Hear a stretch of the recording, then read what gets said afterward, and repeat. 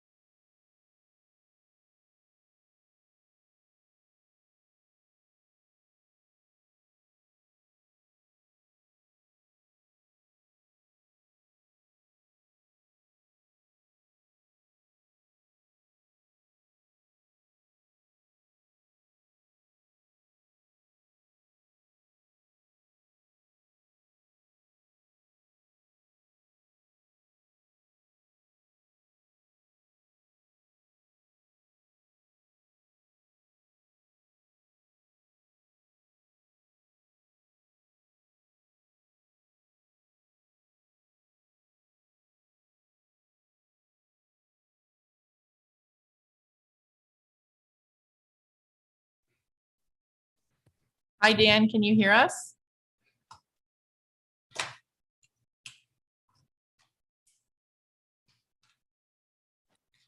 I can hear you. Can you hear me? Yes, we can. I'm really sorry for not being able to make it in person, guys. We'll work on that. No problem. So we are live streaming here. We just got another minute to go. So we are recording and live streaming, just so you know, Dan.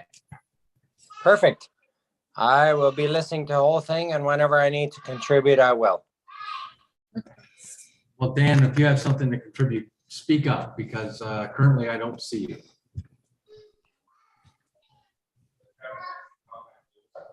For you, Mr. Mayor, how's this? There you are. I love you, sir. Well, thank you for that.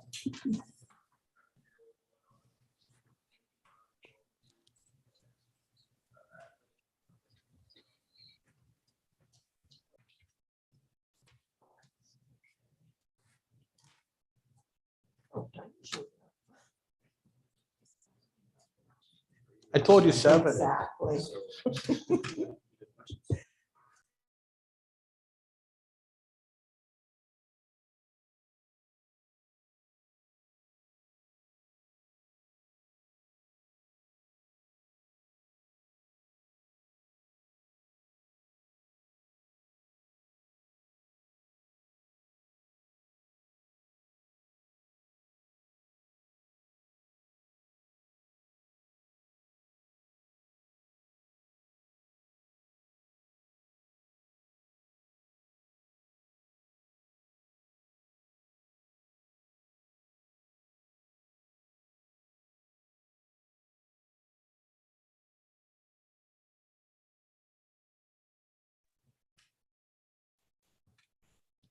Ready when you are, your worship? Good evening, everyone. It is 6:30, and I'm going to call this budget meeting to order. We are going to be dealing with the capital budget, or at least a preliminary version of it. I'm going to ask any members for any disclosures of pecuniary interest in the general nature thereof. Note that none are noted. Going to move on with section 3, which is the 2023-2032 capital budget draft, and invite Lauren James, the treasurer, to lead us through this report. Thank you, Your Worship. Before you, Mr. Mayor and members of council, it is the 2023-2032 preliminary capital budget. It's a little bit different than previous years. In the years past, you would get a large package like this. You will still get that package. It will be published November 1st for our December meeting. Basically, the main culprit was the status of the DMAP that delayed the publication of the master budget. So how we structured tonight is senior staff identified projects that immediately need to be RFQ'd, RFT, or request for proposal. That's why they're on the document tonight. And some of you will probably ask, you got some documents in here for 2024. Again, supply chain is very constrained, especially when it comes to rolling stock and certain equipment. You need to get yourself in the queue. The longer you go, the less likely you get in the queue. At this time, I'll take questions from council on any particular items or such. Okay, does council have any questions per se? I'm going to recommend that, why don't we go through each sheet? All right. So the first one up is GG1 market analysis. This is a requirement of the 4-year annual review of our BAM personnel policy manual compensation philosophy. So this will be done by Ward Updegrove. So again, the reason why it's on here, it's a process that takes a few months. So this is a document that would come out in the middle of 2023. GG2, the strat plan. Again, it's an updated existing strat plan for new council item. It's prudent to be done every 4 years. Before you carry on to the next one, I'm going to go back and, to the first one. Is there any questions from council members regarding the market analysis? All right, you've mentioned that this is going to be probably sent to Warden Up Grove or awarded to Warden Up the Grove That's the previous one that's performed it the last two times. previously have? Yes. Yes. Is there any requirement to send this out for an RFP from anyone? I'm looking for staff advice. The previous two times we've had really good working relationship with them. They know our files. They're one of the top clients. They handle municipalities. They're extremely in tune to what the current market trends are for compensation and philosophy. They'd be an ideal fit. So I don't see a benefit to putting out two RFP or RFT. This would be a situation that would be a sole source because of the previous, but I'll let the CEO speak to that. Just, yeah, further comment to that one more. Thank you. Comment is that Warden Up the Grove generally does a lot of these market analyses for municipalities, not only in our area, but across southwestern Ontario, including some of our comparators. So it is quite likely that they already have done these over the last year or two with our comparators and have that information. The amount noted at $15,000 is quite reasonable. And given that they have worked with us in the past successfully and have comparator information, it is quite likely this process would be much smoother with Warden Up the Grove than it would be with another third party. So staff would be looking for direction here to move forward with sole source with Warden Up the Grove for the market analysis. Okay. Yes, Councilor. Yes, thank you, Your Worship. If we went out for an RFP, wouldn't that delay it even some more to find another comparator? It might also cost more because this firm is comparable with our files. This is considered an update, not a complete review. If we went with a new entity, there could be additional scope of work. And then there isn't that many players in this market either. Thank you. Anything Thank you. I hope you can hear me. Any additional questions on this one? Then thank you for that. We're going to move down to the GG02. So this is the strat plan update. It's an update for the existing strat plan for the new council. Any questions? I'll let the CEO speak on this one. Any questions from council members for the updated strategic plan? It's always a good idea to review this and to set the course for the coming term. Of course, this will happen during that term. Okay. And you, again, is this going to be sole source or is this going to be put out tender? Mr. Mayor, it's quite likely this will be sole source as well. We're probably going to look at, see if we can get our services from IBI and Fred Galloway once more. We did the 2018 version. If they aren't available, then there'd be a report back to council requesting direction for how to move forward with the procurement. It's always best when it comes to an update like this, that if the original proponent is available, that they be the ones that do the further work because they're already familiar with the file. Understood. Everyone comfortable? Mark, please. Next one, FDO1. This is the bunker gear. Bunker gear is required to be replaced every 10 years under NFP standards. With some of our firefighters, we have 40 to 45 guys, which means 4.5 bunker sets per year. Current cost $2,300. Again, the chief has been working with other municipalities on countywide bulk purchases. So this is basically just kind of a renewal program. And as you see, it's set for 130 over 10 years, an annual commitment of $13,000 a year. So basically a cycle in, cycle out kind of program. Any questions from council?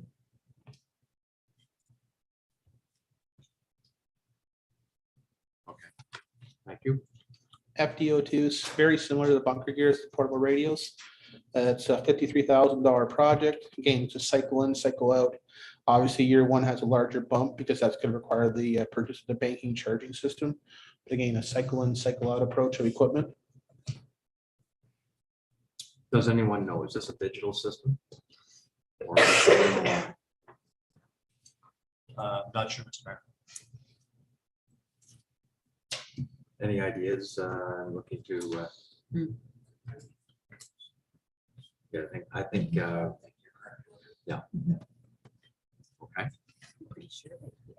Well, yes, a few years ago, we were still with the analog system and we're moving forward to the digital platforms. So Just wondering if we migrated to that area. Okay, The next one, FDO2, it's the SCBA program. 2024, big expense of 400,000. Again, this, the reason why this one is pushed forward and on tonight's agenda. Availability of supplies. This is a vendor that the chief has identified that if we don't get ourselves in the queue, we might not get anything. It's unfortunate. The chief has worked with the other neighboring municipalities to do large procurement and will continue. But to get the ball rolling, we need to get ourselves in place. so essentially this is a placeholder for 2024. Yes. But we need to get ourselves in the purchasing queue. Okay. So now it's all around? Yeah. All right, thank you. Next one up, Public Works tandem.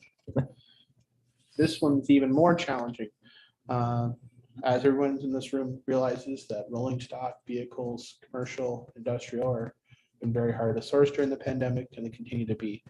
Both Steve Adams and Ed Rolson are here. They can speak to it. This is going to replace the 2012 tandem. Same thing. We don't soon get in the line. We might not even get it delivered, let alone in that fiscal year.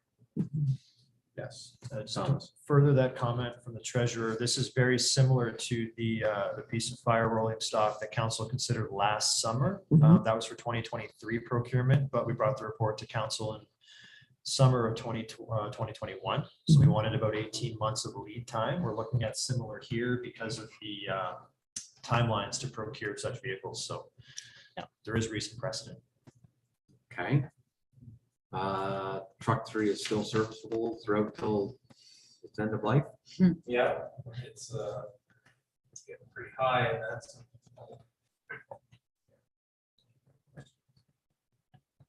Yes, it's we're currently, it's been going through this fall, some pretty heavy repair bills. However, all of our trucks have also seen this.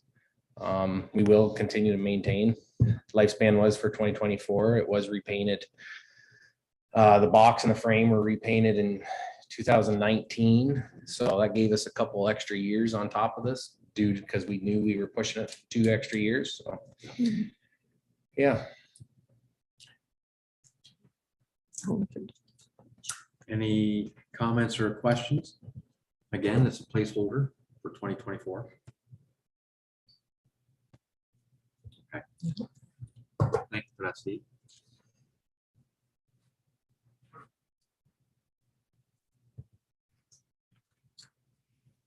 Next one, W01 water equipment. Richmond Water Equipment Replacement, it's a 2-year program. Year 1, 15K, year 2, 15K, so 30K project. Same thing, getting ourselves lined up to get the procurement. Some of the water and wastewater equipment comes off continent, and that can be very challenging through the winter months, moving it through the Atlantic. Mr. Rolsman can speak to how painful it is getting stuff sometimes out of Germany 6 months later. Does anyone have any questions?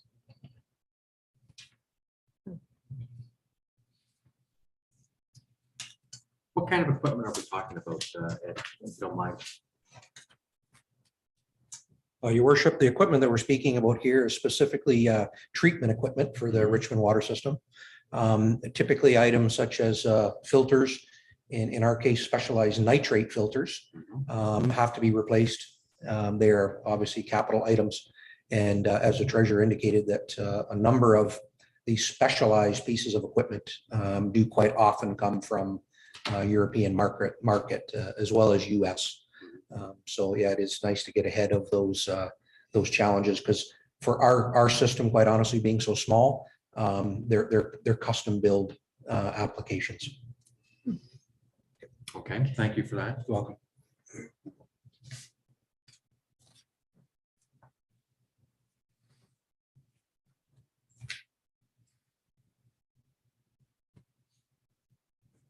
Next one, W02. This is to do the replacement of the truck and wastewater fleet. I would say right now, there's no decision on what we're going to do, if we're going to surplus or keep that truck. I would think we come back with a report if we will. I know we discussed some internal options on some other options to present council in the new year on trucks, equipment, and other services. So same thing, get ourselves in the queue. Right. Any questions for staff? I assume we're talking about the older Dodge. Yes. Yes. I don't see any questions. Okay, thank you. Okay. Next one, W09. This one's a very good news story. Ms. Paya Bam was awarded the Green Stream grant for $936,000. And this is just looking forward to start the capital works that both the residents of Vienna are excited to have, and Mr. Olson start to begin next year. So same thing, getting ourselves lined up for procurement, tendering, and all that jazz. Thank you for that. Any comments or questions?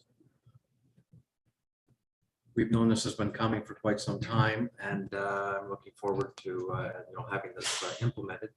Again, if I recall, it's 290 homes with new service lines throughout the village, and I think that's fantastic. Mr. Mayor, if I may. Yes, please, Councilor Froese. Thank you, Mr. Mayor.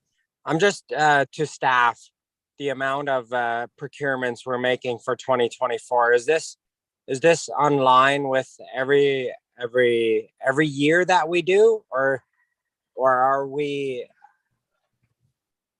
I guess, are we being a little too much ordering just because orders haven't been filled, or are we nicely in line with what our normal procurement would be? To answer Councilor Froese, for your worship, this puts us in line so we have delivery when we need it in those fiscal periods. If we weren't up against it and there was availability of inventory, either from pump equipment or rolling stock, like in the past, we've actually sole sourced off lots way back in the day when we purchased a Mac. Unfortunately, the pandemic and the supply chain constraints are still going on. Every proactive for-profit business and entities like us are having to look out and forecast when we need stuff, so it's arrive on time and we're not scrambling if delivery is delayed. I know, for instance, in the fire department, conversations I had with the fire chief, they're talking like, if we told you 12 months a year ago, we might tell you 24 months today. So there is worsening supply constraints. Councilor Froese, you being a farmer, would know with John Deere and Caterpillar having delays on delivery for farmers and construction equipment. So there's a bottleneck. And when supply constraints are factored in and shipping lines are delayed, and then companies have a lack of labor to meet demand, it backs up the order books. Does that satisfy you, Councilor Froese? Very much so. I am very aware of what Lauren is talking about, and it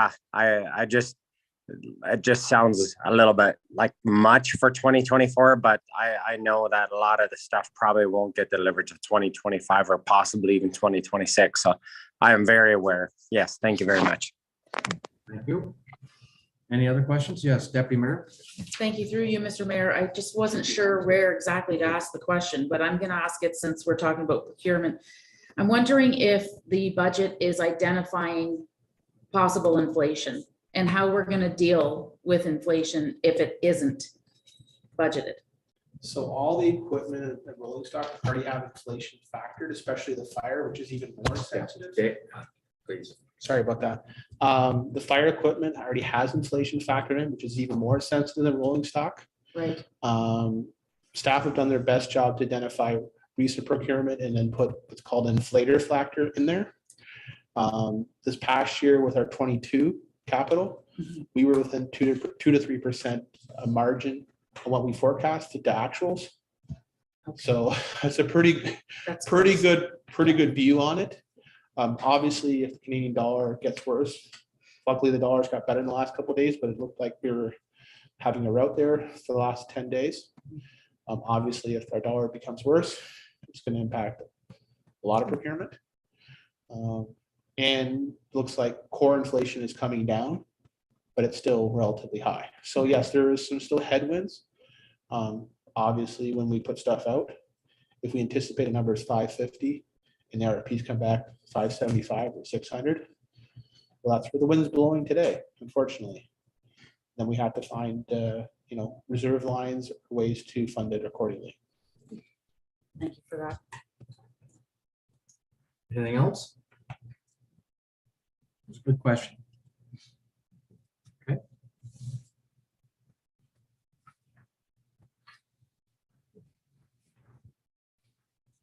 The next one, WW01. This is for wastewater, replacement of wastewater system elements. It's a 3-year project, 135. Any questions? I'd like to Ed speak to it. Absolutely. I do have a question for you, Mr. Wilson. Obviously, spreading this program over 3 years, you anticipate the need. I assume we're talking about pumps and other gear. Through your worship, yes, not specifically pumps. That's one program that we're very proud to say that we've got under our belt. It's a vital piece of infrastructure to convey wastewater to the south end.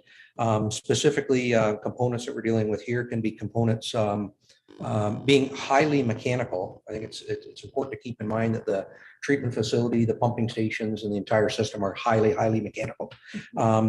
And it's actually quite astonishing to believe that, that plant received a retrofit back in 2000. And we're coming up on 22 years now. So we have a number of components that are highly mechanical, critical components that are nearing end of life. And this is what we're proposing, kind of phasing in over the next number of years for replacement of that equipment. So when it times out in the next, 20, 25 years, it's not all coming due all at once. It's going to be spread out in those coming years. Okay, thank you for that. Mhm. Questions? Okay, thank you. Next one, WW04, replacement of generator transfer switches at pump station 1, 2, 5, and 6. It's a 1-year project, 60,000. Again, is this because of the age of the switching or really? Yes, your worship. Again, like I mentioned before, a number of things are timing out. Right. And again, you're talking about 22-year-old items that, suppliers are advancing in the equipment. The transfer switches, particularly components of the transfer switches. This is for when the hydro goes out and we transfer from, to generator power. Components for those devices are becoming obsolete.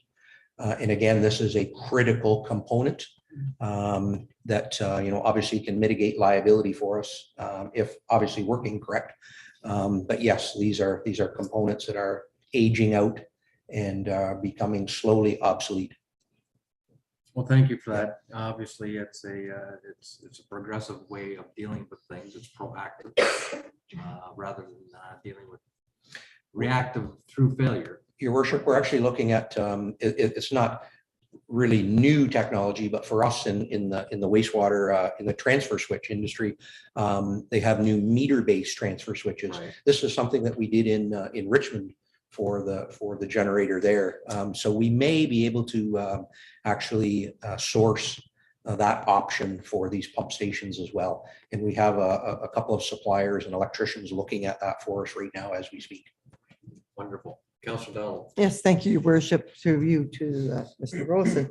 So this is basically making sure that we have maintenance, in a sense, of these generators. So we're going to replace the old ones, get some new ones in, and get in the lineup for these generators so that if at a time when we lose hydro, as we seem to do, quite regularly. Through your worship, the actual the generators themselves are still have life. Mhm. This is just a component for the transfer from the power over to the from hydropower to generator power. Yeah. Yes. Okay, got it.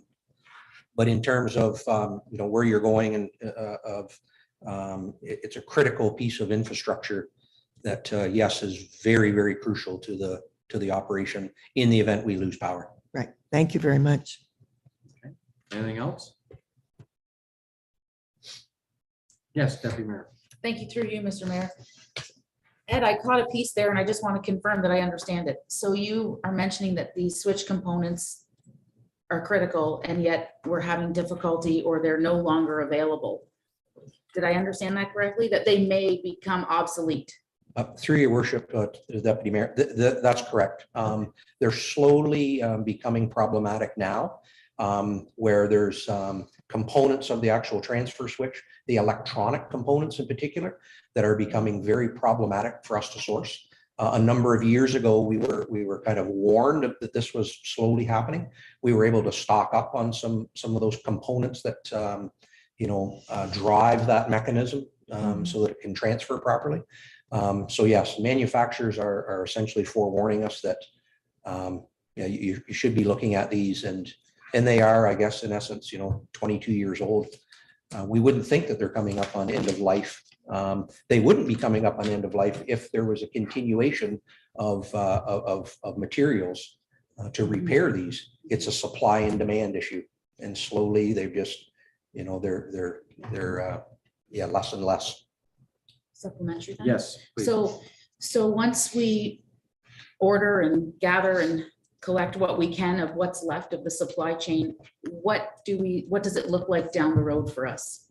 Are we gonna have to replace that entire component?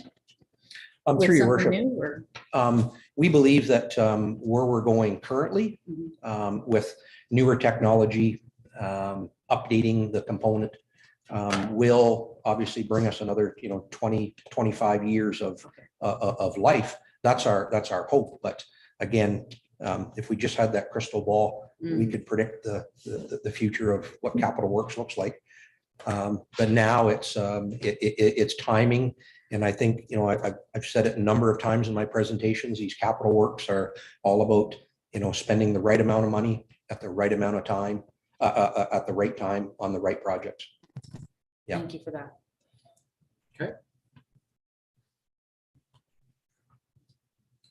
Moving forward. Just to remind council, we started this process 7, 8 years ago. We were had started doing a rotating 5-year, 10-year programs where we were cycling pumps. And that's actually saved a substantial amount of money from system failures, and Ed will tell you this, tremendous amounts of overtime or emergency call outs. So, I'm the accountant here, but 25 years is our accounting treatment. We're getting close to the accounting treatment, let alone physical life. So again, things to consider, as long as we continue our revolving and rotating program, we're going to reduce cycle failures, asset failures, and also keep operating costs controllable. WW08 manhole rehabilitation, same thing. This is a $250,000 project over 10 years. Same style as the other ones. Continual capital replacement, replace as we go, and deal with the aging. How many manholes will $25,000 rehabilitate? Your worship, I predicted that question was coming up. And the reason that we're calling this a rehab program, and primarily this is, if we could focus in on Port Burwell. The system in Port Burwell was installed in 1984. So what happens in wastewater is, there's a lot of corrosion, whether it be, hydrogen sulfide damage. The manhole itself is concrete that has, access rungs or ladder rungs that go down into the manhole for access purposes. If we were to actually have to physically replace one of those, which we wouldn't want to, we wouldn't be proposing that. This is why through our annual inspection program, we can identify manholes that are still have life if they're rehabbed properly. And when we talk about rehab, we'll look at any inflow or infiltration coming into the manhole. We'll look at deterioration. These manholes can be saved. They can be parged and they can be coated. Depending on the depth of the manhole, it's about $5,000 per manhole. Thank Yeah. you.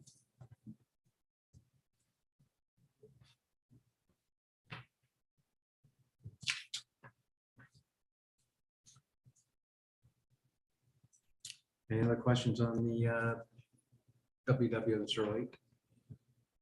Yes, Councilor Donald. Yes, just a comment, Your Worship, that I see the expected life once these manholes are reconstructed is 25 to 30 years, Ed. So that's what you're hoping for, right?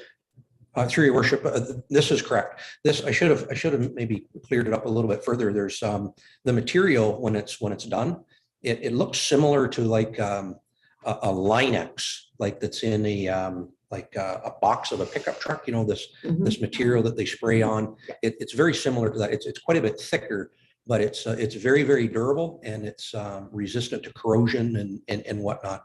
So as long as the structure of the manhole is there, the integrity is there, and they are important. There's still structure there. There's some cracking and some things that have to be purged up and whatnot. I mean, 1984, it's starting to show its age. But yes, this is what we're proposing. And we've already done some of this. So we've been monitoring, the success of this over the last number of years, and we're quite pleased with it. It's something we're going to have to stay on top of and not let those structures fail. Thank you. Good news.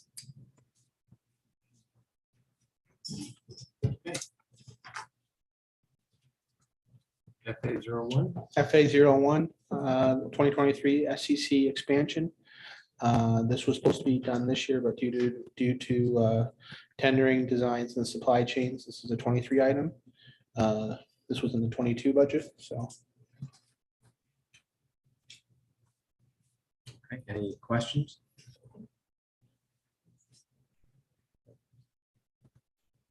And the last one is FA02. Just our annual cycle around for our facility audits of all municipal facilities, which includes core and non-core facilities, which would also include this facility, Public Works, and the county rented facilities such as the libraries. Okay, you're looking to, if I understand this, be it every 10-year cycle, you're thinking of this? In the past, we did a 7-year cycle, so we did a facility audit in 2014, 15. Depending on the recommendation report, probably should be 10-year. Generally, the depreciation is 10 years for sometimes interior, 20 to 25 for exterior. So obviously we'll be looking for direction inside the facilities audit when the next time for an annual review would be, but probably that 7 to 10-year range. All right, that's fair enough, Lauren. I'm just wondering if, you just put an argument out there, if 10 years from an interior point of view, from depreciation is an industry standard. Are we a little quick coming into it if it's only 7 years? Since the last one? Just a question. It probably is recommendation that we can ask for inside the facility audit from the consultant that, when would be a more BAM appropriate time to review it, 7-year, 10-year. It's just coming up on the 7-year, and Right. it's prudent to consider. Any comments, questions? Like, I'm not saying no to a facility audit. I think they're very important. They can provide useful information from a planning perspective when moving forward. It's simply a case, the frequency of it. That's all I'm asking. We do have some potential grants that we'll be applying for in future years, so the facility audit might be prudent to be done next year, especially with when you guys see the 10-year capital. There's potential grants coming up that we want to apply for, both at the Purple Beach for the bathrooms there, and as well as other facilities. I know Steve's got facilities that consistently have maintenance and upkeep. Ed's got facilities, so it's a multiple department-wide review. Well, I understand that, absolutely. Yeah. Any questions? Yes, Councillor Chilcott. Thank you. What is the benefit to going 7 years rather than 10? Would that find things that are going wrong sooner, or would they just not be visible at that time? Yeah, That's kind of a cost benefit approach. So if you're doing facility audits too regularly, then you're really not getting the benefit. You're spending money more than you have to. If you're not doing them regularly enough, then you're not catching issues. As Lorna's noted, generally speaking, with depreciation, the interior considered over a 10-year period. And the municipality's previous practice of 7 years, we're really in that area where we can, council can direct staff to proceed next year, since the previous facility audit was, as noted, 2014, 2015.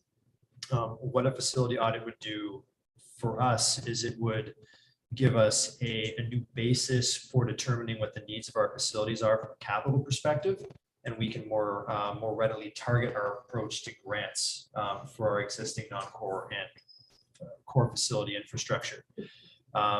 Should council decide that maybe 23 is a little too soon, recognizing that the previous one was 2014, 2015, we could do the facility audit in 2024, which would be effectively 10 years from the previous. So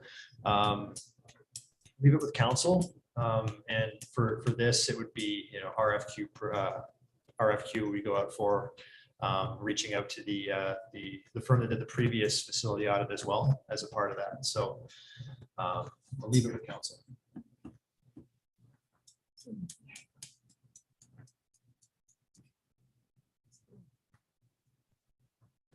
Any comments? Yes, Councillor Donald. Yes, thank you, Your Worship. My comment is that we're doing this 3 years kind of in advance. So, and we're coming out of pandemic, and we've had a lot of construction materials that have been inflated in their costs. So maybe waiting another 3 years might be prudent. Yeah, go ahead, Thomas, please. I would respectfully suggest that 3 years to wait is probably too much time.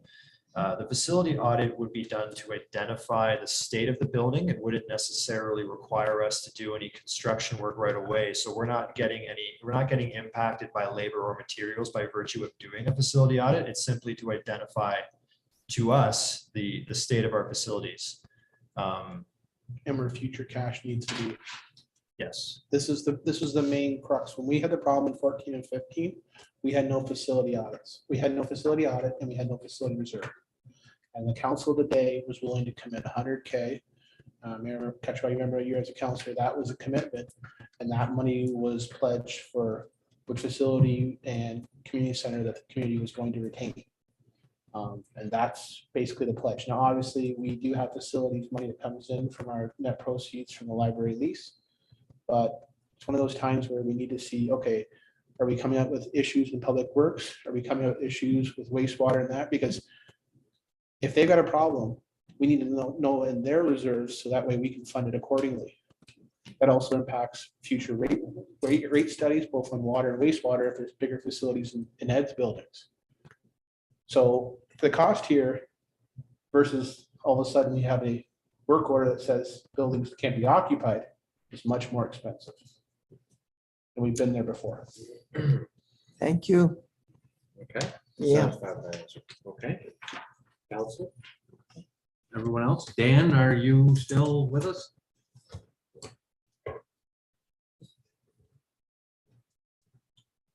Probably. You could be. All right. That's it. Other than the recommendations.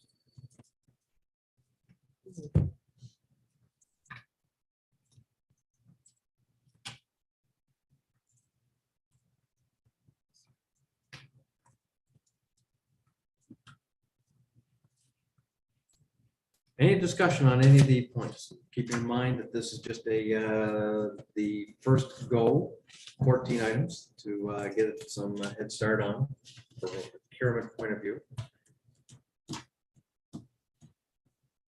Councilor Chilcott. Thank you. I just want to say you guys have done a really good job on this report. It's been clear for the most part, everything that needs to be done. And I think it's prudent for us to get ahead of it rather than wait until something falls down and then try and pick it back up again. So, I don't know, good job. I'd like to thank department heads and CEO and the staff for being integral in this. Again, I wish I would have brought you this report, but because of the status of the DMAF, Reason why we do this capital budget in advance this far ahead, we can get ahead of our competitors, our neighboring municipalities, and get ourselves in line before January price increases. So that's why these items were identified, as well as with the supply constraints still going on, we need to be in the queue. And it'd be unfortunate if we didn't get ourselves in the queue and then we had a piece of equipment, whether it's fire, whether it's public works, failed. So.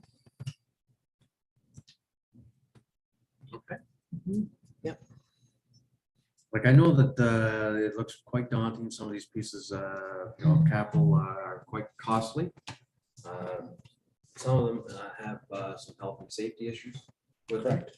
And, personally, if you're going to be asking a professional volunteer force to be out there doing what they do, I would argue that they need to be properly equipped. And if the equipment they're using is reaching end of life, then it is time to be responsible. Just like the tandem, we want to make sure that we can plow our roads and give safe service to our residents.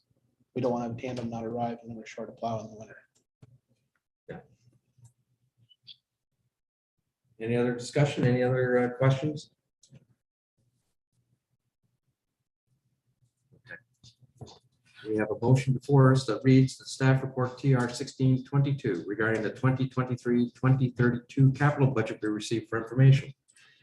And that council approved the 14 capital items identified in staff report TR 1622 for the 2023 procurement. Anyone? Yes. Just a quick question. We did have discussion, Mr. Mayor, about item GG1, the market analysis and sole sourcing toward up to growth. If council would be amenable, then there would be an addition to that motion and that capital item GG1 market analysis be sole source to Ward up to growth, so we can have that explicit direction. And it is allowable within our procurement policy. That is correct, It's yes. compatible. Yes. All right.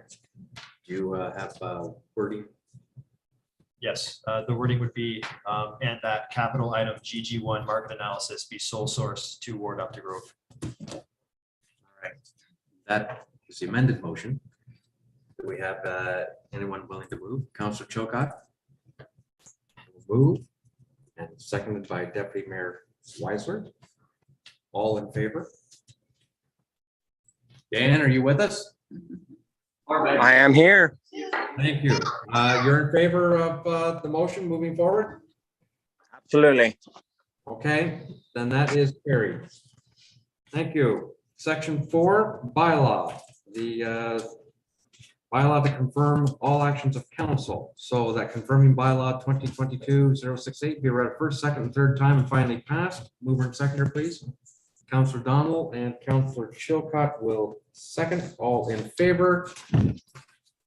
Councillor Frost? Yes. Thank you. That is carried. The adjournment motion that the council meeting be adjourned at 7:11 PM. Mover and seconder, please. Councillor Chilcott and Councillor Donald will second. All in favor? And you too, Councillor Frost? Yes, sir. Thank you. All and that is carried, and we are adjourned. Thank you, everyone, for joining us. Have a good night, everyone. You too, Dan. Take